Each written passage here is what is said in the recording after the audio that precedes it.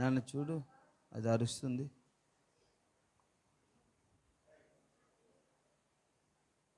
మొదటి అధ్యాయము 11వ వచనాన్ని చదవండి.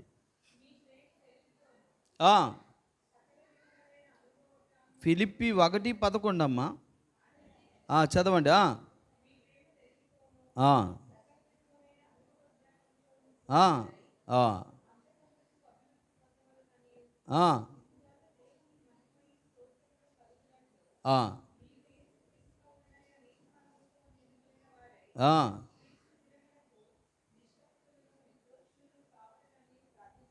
దేవుని స్తోత్రం, హల్లెలూయా. ప్రేమ కలిగిన మహాపరిశుద్ధ తండ్రి, ఆశ్చర్యకరుడానికి వందనాలు. చదవబడిన లేఖనాలలో నుండి మాకు కావలసిన నిర్దిష్టమైన వాక్యాన్ని మీరు మాకు దయచేసి అభిషేకించండి దేవా. మా ప్రార్థన వృధా కాక, వ్యర్థ ప్రార్థన కాక, సత్యమైన ప్రార్థన, బలమైన ప్రార్థన చేసే బిడ్డలుగా మమ్మల్ని ఆయుధపరచుటకు మాట్లాడు. నిదాసుడు వట్టివాడు, అయోగ్యుడు తండ్రి, దేనికి పనికిరానివాడు. కానీ నీ ఆత్మచేత నన్ను అభిషేకించినప్పుడు తండ్రి అవన్నీ నేను మాట్లాడగలుగుతాను. కాబట్టి నన్ను మీరు జ్ఞాపకం చేసుకోండి, మరుగు చేయండి. నాలో నీ ఆత్మను ఉంచి నన్ను వాడుకోండి. మహిమంతా మీరు పొందుకోండి. యేసు నామమున ప్రార్థిస్తున్నాము తండ్రి, ఆమేన్. దేవునికి స్తోత్రం, హల్లెలూయా. ప్రియ దేవుని బిడ్డలారా, చాలామంది ప్రార్థనలు చేస్తారు, కానీ ప్రార్థనలన్నీ కూడా దానికి ఒక గురి ఉండదు, దానికి ఒక గమ్యం ఉండదు, ఒక శ్రేష్టమైన ప్రార్థన కూడా చేయలేరు. మనము చేస్తున్న అనేకమైన ప్రార్థనలలో అపోస్తలుడైన పౌలు చేస్తున్న ప్రార్థనతో పోల్చి చూస్తే మనం సిగ్గుపడవలసి వస్తుంది. దేవుడు చెప్పాడు, చాలామంది నన్ను వ్యర్థంగా ఆరాధిస్తారు, చాలామంది ప్రార్థన చేస్తారు, వారి మనవి వినబడతాదని, కానీ వారు విస్తరించి ప్రార్థన చేస్తారు, అది దేవుడు వినడని యేసయ్య అన్నాడు మత్తయి సువార్త 5లో. కానీ ప్రార్థనలో కూడా ఒక మెట్టు మనం ఎక్కాలి. ప్రార్థనలో కూడా ఒక అంతస్తుకి మనం ఎదగాలి. మనకు ఆ విధంగా ప్రార్థనలో ఆత్మీయ అంతస్తుకి ఎదగాలి అంటే అపోస్తలుడైన పౌలు చేసిన ప్రార్థన పట్టిని కూడా మనం పరిశీలించాలి. మన ప్రార్థనాంశాలు ఇదిగో చెప్పండి అంటే మీరేం చెప్తారు చెప్పనా? బాబు, పాప పాస్ అవ్వాలి, ప్రార్థన చేయండి. బాబు, పాపకు పెళ్ళి అవ్వాలి, ప్రార్థన చేయండి. మా ఆవిడికి బాగోలేదు, ప్రార్థన చేయండి. తర్వాత ఇల్లు కడుతున్నాను, ప్రార్థన చేయండి. ఇంకా చెప్పాలి, మీ అవసరతలు చెప్పండి. ఉద్యోగం, బిడ్డలు, ఇంకా ఇది చేయడం తప్పు కాదు, అవసరమే, ఎప్పుడు చేసేది ఇదే. కానీ అపోస్తలుడైన పౌలు ప్రార్థన చేశాడా చేయలేదా? చేశాడు. మరి ఆయన ప్రార్థన చేసిన ప్రార్థన అంశాలు ఏంటో చూద్దామా? అద్భుతం అండి. ఆ ప్రార్థన కూడా మనం చేయాలి. వారి పరిణితి చెందిన వారు, ఒక శ్రేష్టమైన ఎత్తుకు ఎదిగిన వారు చేసే ప్రార్థన అది. ఆ ప్రార్థన దేవునికి అనుకూలమైనదండి. దేవుడు ఏం చెప్పాడంటే, ఏమి తిందుమా, ఏమి త్రాగుదామా, ఏమి ధరించుకుందామా అని చింతపడకండి, ఇస్తానుగా. కానీ మీరు చేయాల్సిన ప్రార్థన చేయాలి. హల్లెలూయా, హల్లెలూయా. చూడండి, పరిశుద్ధ బైబిల్ గ్రంథములో అపోస్తలుడైన పౌలు చేసిన ప్రార్థన అంశాల పట్టిక తెల్లవారుని టైప్ చేస్తున్నాను, ఫోన్లోనే అవన్నీ తీసుకొని చేశాను. ఎలాంటి శ్రేష్టమైన ప్రార్థన చేశాడంటే, ఏ ఏ అంశాల కొరకు చేశాడో టూకీగా చెప్పి పావుగంటలో ముగిస్తాను. చూడండి, ఫిలిప్పి 1 అధ్యాయం 9 నుంచి 11 వచనాల్లో చదివితే అక్కడ ఒక 5 అంశాలు మనకు తారసపడుతుంది. ఏంటంటే ఫిలిప్పి 1:9 నుండి 11. మొదటి అంశం ఏంటంటే, మీరు శ్రేష్టమైన కార్యములను వివేచింపగలవారగుటకు. హల్లెలూయా. అయ్యా రూబేన్ గారు, ఇస్సాక్ గారు వింటున్నారా? ఎజ్రా శాస్త్రి వింటున్నావా? ఇజ్రాయేల్ వినండి.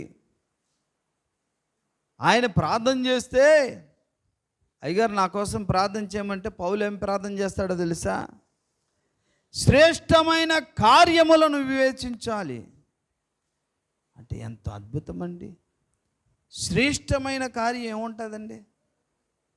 అదేదో దాన్ని వివేచించి దాన్ని నువ్వు పొందుకునేటట్లుగా నేను నీ కొరకు ప్రార్థన చేస్తానట అంటున్నాడు ఆయన. శ్రేష్టమైన కార్యం సమస్తమును పరిశీలించి మేలైన దానిని. ఏం మాట అండి. చూసావా, మన ప్రార్థనలలో ఎప్పుడైనా ఈ ఒక్క అంశం ప్రార్థించామా? అందుకే ఆయన పౌలు, అందుకే మనం సౌలు. పౌలు ప్రార్థన బట్టండి. రెండో అంశం ఏం చెప్తుంది? ఆ అంశాల వివరణ చెప్పడానికి టైం చాలదు, తర్వాత చెప్తాను ఎప్పుడైనా. ఈ ఒక్కొక్క అంశము కోసం శ్రేష్టమైన కార్యం అంటే ఏంటి అనేది వివరిస్తే మనకు అర్థం, దానికోసం మనం ప్రార్థన చేయాలన్నమాట అని మీకు అర్థమవుద్ది. రెండవదిగా మీ ప్రేమ తెలివితోనూ సకల విధములైన అనుభవ జ్ఞానముతో కూడినదై అంతకంతకు అభివృద్ధి పొందవలనని మీకోసం నేను ప్రార్థిస్తున్నాను. హల్లెలూయా. చూసారా, ఇస్సాకు క్రమముగా అభివృద్ధి పొందాడు. దావీదు చెప్పాలి అంతకంతకు వృద్ధిని పొందాడు. ఈయన కూడా ఏం కోరుతున్నాడు చూసారా? అంతకంతకు అభివృద్ధి పొందవలననియు. ఏ విషయంలో అభివృద్ధి పొందాలి? మీ ప్రేమ తెలివితోనూ సకల విధములైన అనుభవ జ్ఞానముతోనూ కూడినదై. చూసారా, సకల విధములైన అనుభవ జ్ఞానము మనకు అవసరం. జడ్డల్లా ఉండడానికి వీల్లేదు. క్రైస్తవుడు అనుకుంటే మీరు శుక్రవారం రాలేదు. క్రైస్తవుడు అంటే ఎవరండి? రాజ్య పరిపాలకుడు. క్రైస్తవుడు అంటే ఎవరండి? విశ్వ పరిపాలకుడు. క్రైస్తవుడు అంటే ఎవరండి? రాజు. క్రైస్తవుడు అంటే ఎవరండి? ప్రభుత్వాన్ని నడిపించేవాడు. అక్కడికి పిలుస్తున్నాడు ఆయన అని శుక్రవారం పాపం చీకట్లో కూడా కరెంటు పోయినా చెమటలు కారినా విన్నారు. చాలా అద్భుతమైన విషయం అది. ఆయన మనల్ని రక్షించాడు, కరెక్టే. ఎక్కడికి పిలుస్తున్నాడో తెలుసా? సింహాసనం ఎక్కడానికి. ఏమయ్యా ఎజ్రా శాస్త్రి? అక్కడికి పిలుస్తున్నాడు. అది శ్రేష్టమైనది. శ్రేష్టమైనది అదే. అంటే అది కొడితే ఏనుగు కుంభస్థలాన్నే కొట్టాలి మనం. సింహం చూస్తుందట. కుందేలు, ఎలక పిల్లలు, ఈ పిల్లలు చూడదు. అరే చూస్తే ఏనుగు కుంభస్థలాన్ని కొట్టేసామనుకో 2-3 నెలలు హ్యాపీగా తినొచ్చు. అర్థమైందండి? మనం శ్రేష్టమైన దాని కొరకై ప్రార్థించాలి దైవ సన్నిధిలో. మహారాజు దగ్గరికి వెళ్ళి, రాజా నాకు వరం కావాలి, నాకు సహాయం చేయరా? ఏంటి చెప్పవయ్యా? రాజు ఈ చేత్తో తీసి మణులు, మాణిక్యాలు, వస్త్రాలు, బంగారు నాణెములు, వెండి నాణెములు దానం చేస్తున్నాడు. ఒకడు వచ్చాడు, మనమే. రాజా నాకు దానం చేయండి అయ్యా. ఏంటయ్యా కావాలి నీకు? కోరుకో. ఏం లేదు నాయన, నాకు చిన్న బుట్ట, ఒక చీపురు, చిన్న గొడుగు. ఇదేడయ్యా, ఇది కోరడాక నా దగ్గరకు వచ్చావు. చాలామంది దేవుడి దగ్గర చాటా, చెంబు ఇవే అడుగుతున్నారు. ఇక్కడ ఏమంటున్నాడు ఆయన? ఒరే బాబు, శ్రేష్టమైనది ఉన్నది, అది అడగవా? ఎప్పుడు ఎప్పుడు జలుబు తగ్గించి జలుబు తగ్గించి జ్వరం తగ్గించి ఇదేనా అడుగుతాం. రాజుగారి దగ్గరికి వెళ్ళి అడిగేది రూపాయా, అయ్యా ఒక రూపాయి సాయించే, రూపాయి అయ్యా అనుకోండి వీడు పిచ్చోడరా ఇచ్చి పంపించంటాడు. రాజులకే రాజు మన దేవుడు, ఆయన దగ్గర శ్రేష్టమైన ఈవులు అడుగుటను నేర్చుకోవాలి. అందుకే అన్నాడు ఆయన, మీరు శ్రేష్టమైన కార్యములను వివేచింపగలవారవ్వాలి. ఫస్ట్ శ్రేష్టమైనది ఏదో నీకు తెలివితేటలు కూడా ఉండాలి. రెండవదిగా మీ ప్రేమ తెలివితో ఉండాలి. మీ ప్రేమ తెలివితో ఉండాలి. సకల విధములైన అనుభవ జ్ఞానముతో కూడా ఉండాలి ప్రేమ. ఎంత అద్భుతం అండి. అర్థమైందండి? అందరినీ ప్రేమిస్తాను నేను, కానీ తెలివిగా ప్రేమిస్తాను, జ్ఞానంతో ప్రేమిస్తాను. అవసరం ఇది మనకు. అలాగైతే సమాజాన్ని బాగు చేయగలుగుతాం. అందుకని ఈ విధంగా తెలివితో ప్రేమించుట, తెలివితో అనుభవ జ్ఞానముతో నీవు ఏ విధంగా ఎక్కడ మెలగాలో అప్పుడు నువ్వు అంతకంతకు ఎలా అభివృద్ధి పొందుతావో ఉండాలని నీ కొరకు ప్రార్థన చేస్తున్నాను. ఇందులో ఒక ముక్కైన ఒక డ్రెస్ ఉందండి, ఒక గిన్నె ఉందా, ఒక చెంబు ఉందా, భోజనాలు ఉన్నాయా ఈ ప్రార్థనలో? ఒక జలుబు తాపకమైన ఉందా? చెప్పండి అయ్యా. అంటే పౌలు ఎంత అంతస్తులో ఉన్నాడు, పై అంతస్తుకి. మనం ఇంకా ఇక్కడే ఉంటున్నాం. ప్రభా చీపురునైనా, ప్రభా ఇదిగోనైనా మరి బిందులునైనా, ప్రభా ఆటో ఈయనైనా ఆటోలో బేరం, ఇందులోనే ఉన్నాం. ఇంకా శ్రేష్టమైన తరగతికి చెందిన వ్యక్తులుగా మారాలి. ఎప్పుడు మారుతాం? యేసు రెండవ రాకడ దగ్గరైపోతుంది. ప్రియదేవుని బిడ్డలారా, శ్రేష్టమైన ప్రతి ప్రార్థన నువ్వు చేయాలి. మూడోది ఏమన్నాడండి? ఇందువలన దేవునికి మహిమయు స్తోత్రములు కలుగునట్లు. దేనివల్ల? నువ్వు అంతకంతకు ప్రేమలో, తర్వాత సకల విధములైన జ్ఞానములో అభివృద్ధి పొందినప్పుడు నీ ద్వారా ఏం కలుగుద్దో తెలుసా? ఏం కలుగుద్ది? దేవునికి మహిమ కలుగుద్ది. నేను ఒక మాట చెప్తున్నా, ఈరోజు మళ్ళీ చెప్తున్నా. ఈ లంకాపట్నం అంటే చాలా ప్రాంతాలలో విలువలేని పట్టణం అండి. నేను నా దేశం కొరకు, నా వీధి కొరకు తప్పుగా మాట్లాడట్లేదు, కానీ ఇది నాకు చాలా ప్రియమైంది. పుట్టి పెరిగాము, అందరం మంచోళ్ళే. కానీ వాళ్ళేదో అనుకున్నారు. కానీ అనుకున్నా సరే ప్రియులారా, నేను లంకాపట్నంలో పుట్టి పెరిగి సేవ చేస్తున్నా, నేను బయటికి వెళ్ళినప్పుడు చాలామంది గౌరవిస్తారు, ప్రేమిస్తారు, మాటలన్నీ వింటారు. కారణం ఏంటో తెలుసా? ఇదిగో ప్రేమతో సకల విధములైన అనుభవ జ్ఞానాన్ని సంపాదించుకున్నానండి. దేవుని స్తోత్రం, హల్లెలూయా. తరువాత శ్రేష్టమైన కార్యాలు ఏవో నాకు తెలుసు, దేవుడు తెలియజేశాడు. అందుకే read the Bible, listen the Bible ఇంతవరకు ఎవ్వరు పెట్టలేదు. చదవడం, వినడం ఆ కార్యక్రమం, అది శ్రేష్టమైన కార్యం. సత్యవాక్య సత్య విభజన అనే టైటిల్తో ఎవరు పెట్టలే. మొన్నటి వారం సడన్గా చెప్పాను, రాధకాళ్ళ ఇంటి దగ్గర ప్రార్థన అయింది. సరే బిడ్డలు అందరు ఇచ్చారు, అందరి దగ్గర డబ్బులు ఉన్నాయి, కానీ అందరికీ ఇవ్వడానికి అవకాశం దొరకదు. సడన్గా చెప్పానమ్మా కొద్దిగా అవసరం, మీరు ఏదైనా ఇవ్వండి అంటే బిడ్డలు 500 ఒకరు, 200 ఒకరు, 200, 100 ఇచ్చారు. అవి తీసుకెళ్ళిన, అవి చాలేదు, ఇంతకుముందు డబ్బులు ఉన్నాయి, ఆలు ఖర్చు పెట్టారు. సరే తీరా తీసుకొచ్చేసరికి జనాలు ఎక్కడి నుంచి వచ్చారు? బొబ్బిలి నుంచి వచ్చేసారు, సాలూరు నుంచి వచ్చేసారు, చుట్టుపక్కల పాస్టర్ గారులు అందరూ వచ్చారు. నిండిపోయింది. ఇంతమందికి భోజనాలు పెట్టడం అలాగా. కానీ అక్కడ ఒక మార్తమ్మని ఒక వ్యక్తి ఉంది. ఆమె పెద్ద ఉద్యోగస్తురాలు ఏం కాదండి, ఇంట్లో పాసి పని చేసుకుంటుంది. ఆమె ఏం చేసిందో తెలుసా? ఆమె డబ్బులు తీసుకొచ్చి వెంటనే బిర్యానీ, ఏ బిర్యానీ, స్టార్ బిర్యానీ ఉంది కదా ఇక్కడ, ఆ బిర్యానీ పొట్లాలు తెప్పించి వాళ్ళ ఇంట్లో కొద్దిగా వైట్ రైస్ ఇది అది వంట చేస్తే మొత్తం వచ్చిన పాస్టర్ గారికి, మాకు, స్టీవెన్, వంశీ, బాబుకి అందరికీ సరిపోయింది. అంటే మీరు ఇచ్చిన డబ్బులు సరిపోలేదు, వెంటనే వాళ్ళు కూడా కలిపారు, చాలా ఎక్కువ డబ్బులు.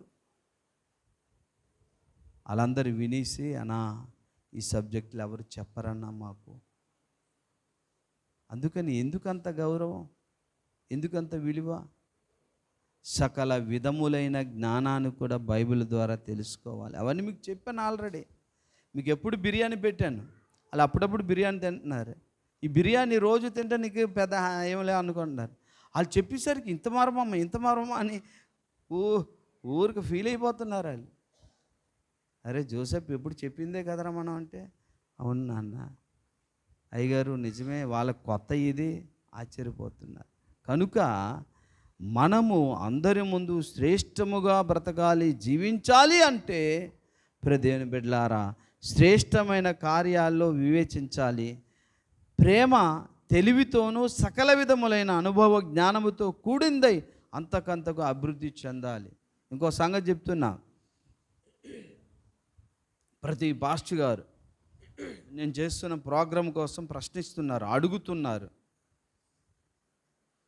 కానీ నా దగ్గర ఇప్పుడు వింటున్నారు పాస్టర్ గారు వీళ్ళందరూ, తిరిగి వీళ్ళు సమాధానం చెప్తున్నారు వాళ్ళకి. హల్లెలూయా.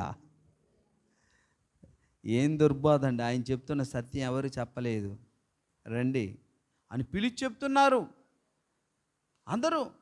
పిల్లారా, పిల్ల సామిల్ పాస్టర్ గారు కానీ, బాలా పాస్టర్ గారు కానీ,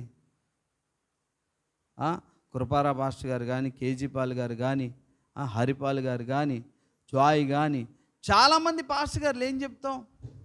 ఇక్కడ పరంజ్యోతి గారు చీపురుపల్లి నుంచి కానీ చుట్టుపక్కల వాళ్ళందరూ వెళ్ళిపోతున్నారు. కానీ నా మీద చిన్న గురి ఉంటుంది వాళ్ళకి. కాబట్టి మీరు ప్రార్థన చేయాలి. అసూయ చూపుతారు, చెప్తున్నాను కదా. అభివృద్ధి అవుతున్నప్పుడు ఫిలిస్తీయులు ఏం చేస్తారు, అసూయ చూపుతారు. అర్థం. ఆ నిరంతర పోరాటంలో మీకు ఏం చెప్తున్నానంటే, డబ్బులు అందరి దగ్గర ఉంటాయి, కానీ అందరూ కూడా అవకాశాన్ని చేజిక్కించుకోరు. కాబట్టి నేను అడిగినప్పుడు మీరు సాయం చేస్తే నేను చేస్తున్న సేవలో మీకు పాలు ఉంటుంది. దేవుని స్తోత్రం, హల్లెలూయా. ఆ పాసి పని ఇంట్లో చేసుకుంటుంది ఆ మార్తమ్మ గారు. తీసి వెంటనే ఆ డబ్బులు తీసి దగ్గర పాస్టర్ గారులందరికీ సరిపోయేటట్లుగా బాబుని పంపిస్తే తీసుకొచ్చి పెట్టారు. ఆమె ఉద్యోగస్తురాలు గారు. అంటే అందరికీ డబ్బులు ఉన్నా కానీ అవకాశం మీకు వచ్చినా చేజిక్కించుకోలేదు. ఆమె తీసుకుంది. ఆ పాస్టర్ గారు కొంత డబ్బులు ఆయన పెట్టేశారు. ఇంకో సంగతి తెలుసా, విశేషంగా నా దగ్గర ఏమి డబ్బులు లేవు, కానీ కార్యాలు జరిగిపోతున్నాయి. హల్లెలూయా. నిజంగా చెప్తున్నాను, నా దగ్గర ఏమి లేవు కానీ కార్యాలు జరిగిపోతున్నాయి. పిచ్చిగా ఉంది ఆ సబ్జెక్టు వారు విని, అన్నా ఇంతకాలం మేము మోసం చేసుకుంటున్నాం, నువ్వు చెప్పాలి, నీకు కావాలి, మాకు అవసరం, మా సంఘాలు బోధిస్తున్నామని ప్రతి వారం బల్ల ఆరాధన స్టార్ట్ చేస్తున్నారు. హల్లెలూయా. అంటే మీరు పడిన ప్రయాస, మీరు చేసిన సహాయం వ్యర్థము కాలేదు. దేవుని స్తోత్రం, హల్లెలూయా. నా మాట మీరు నమ్ముతారు, రుజువులు అక్కర్లేదు. ఒకవేళ ఇంకా రుజువు కావాలిస్తే వంశీ, స్టీవెన్ కూడా మాతో వస్తున్నారు, బాబు ఎలాగ వస్తున్నాడు అడగండి. హల్లెలూయా. కాబట్టి మనము ఆ విధమైన ప్రార్థన నేను ఎప్పుడు అదే కోరుకుంటాను. ఎందుకంటే మీరు అంత అనుభవజ్ఞాలకు వెళ్తే శ్రేష్టమైన ఈవుల చేత దేవుడి దగ్గర నిత్యయుగాలలో బహుమానాలు పొందుకొని యుగయుగాలు ఘనత పొందుతారు. మీరు ఇక్కడ ఎంత సంపాదించినా వదిలేసి వెళ్ళిపోతాం. అక్కడ సంపాదించుకోవడానికి ఇక్కడ పడాలి అనుకుంటే శ్రేష్టమైన పని ఏంటో చేయాలి అని చెప్తాను. నాలుగోది చాలా ఉన్నాయి, చెప్పండి, రెండే చెప్పేసి ముగిస్తున్నా. చాలా ఉన్నాయి ప్రార్థనలు పట్టి, వీలైతే నేను ప్రింట్ చేసి ఇచ్చేస్తాను మీకు. అందులో కనీసం రోజుకు 10 చేసిన పౌలు ప్రార్థనలు మీరు పాలిభాగస్తులైనట్టే. హల్లెలూయా, హల్లెలూయా. చాలా ఉన్నాయి, నేను రాశాను ఆల్రెడీ, టైప్ చేశాను ఇదంతా. కానీ మరి ఇవన్నీ చేయాలనుకుంటే ఇప్పుడు చెప్పాలని టైం పడదు. 2 విషయాలు చెప్పి ముగిస్తాను. మిగతావి దేవుడి చిత్తం అయితే మీరు చదివించుకోండి, వివరణ కావలిస్తే ఒక్కోటి ఇచ్చి వెళ్తాను. నాలుగోదిగా, మీరు యేసుక్రీస్తు వలనైన నీతి ఫలముతో నిండుకొనిన వారై ఉండాలట. హల్లెలూయా. అంటే ఇది ఎలా చెప్పాలా, మన నీతి కాదు, ముందు నీ నీతి కావాలి. అలాగనే అడ్డదిడ్డంగా పాపంలో జీవించను కాదు, నువ్వు ఎంత నీతి కలిగినా మనకు కావలసిన నీతి ఫలము యేసయ్యదే. హల్లెలూయా, హల్లెలూయా. అంటే యేసయ్య నీతిని బట్టే దేవుడి ముందు నేను నిల్చున్నానంటే నీ గర్వం మొత్తం ఏమవుద్ది? పడిపోయినట్టే. అంటే నాలో ఏమీ లేదు ప్రభా అనే ఒక నిజమైన భక్తి నీలోకి వస్తుంది. పౌల్లా అర్థమైందా? పౌలేమన్నాడు, నా యందు నాకు ఏ దోషము కానరాదు కానీ అది దేవుని ఎదుట నీతిమంతుడిగా నేను తీర్చబడనన్నాడు. మరి దేవుని ఎదుట నువ్వు నీతిమంతుడు కావాలంటే క్రీస్తు నీతి యొక్క ఫలం నీ మీద ఉండాలి. హల్లెలూయా! ఎంత అద్భుతం అండి. నువ్వు ఎంత దాన కార్యాలు, పెద్ద చర్చి కట్టేశాను, ప్యాడ్స్కో 70,000 ఇచ్చాను, లేదా బంగారం ఇచ్చేసాను అని చెప్పుకోవడానికి గర్వం రాదుక. ఎందుకంటే నా యందేముంది ప్రభా అంతా నీదని పౌల్లా చెప్పగలుగుతాం. అది 4వ విషయం చెప్తుంది. 5వ అంశం ఏంటో తెలుసా?